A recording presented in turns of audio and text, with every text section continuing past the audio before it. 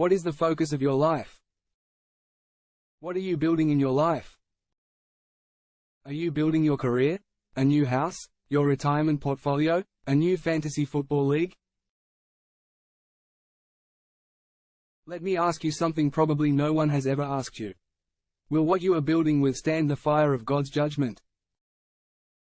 In his letter to the Corinthians, Paul wrote the following: "By the grace God has given me, I laid a foundation as a wise builder and someone else is building on it.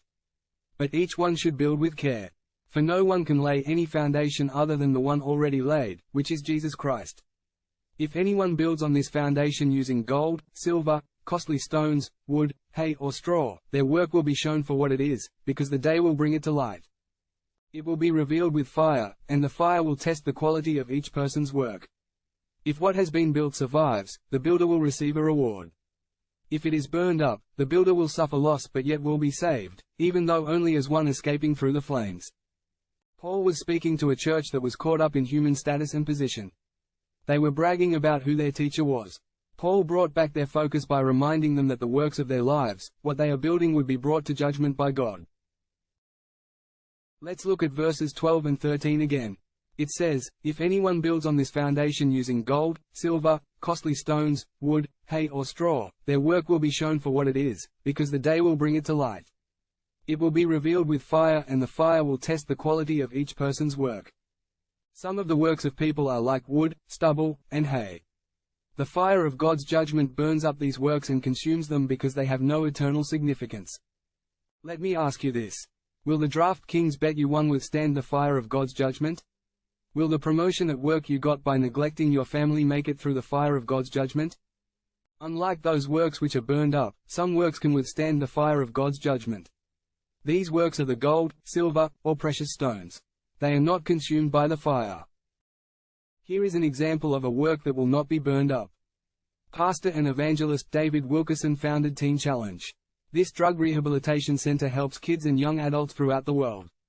There are currently more than 1,400 Teen Challenge rehab centers in more than 129 countries across the world. However, the works that withstand the fire of God's judgment do not have to be works on a great scale. Jesus said, "And whoever gives one of these little ones even a cup of cold water because he is a disciple, truly, I say to you, he will by no means lose his reward." The important thing is that the foundation of your work be Jesus Christ. Paul says in verse 10 that he laid a foundation as a wise builder, and in verse 11, he says that foundation is Jesus Christ. Paul called himself a wise builder. The Greek word used is architekton. This is where we get the word architect. Paul was a master architect who knew any work worthy of building must have Christ at the center. Isaiah chapter 28 verse 16 says the following: "So this is what the sovereign Lord says. See, I lay a stone in Zion, a tested stone, a precious cornerstone for a sure foundation. The one who relies on it will never be stricken with panic." Works must be built on the right foundation. The only true foundation worthy of building on is Jesus Christ. What is the foundation of your works? What are you an architect of?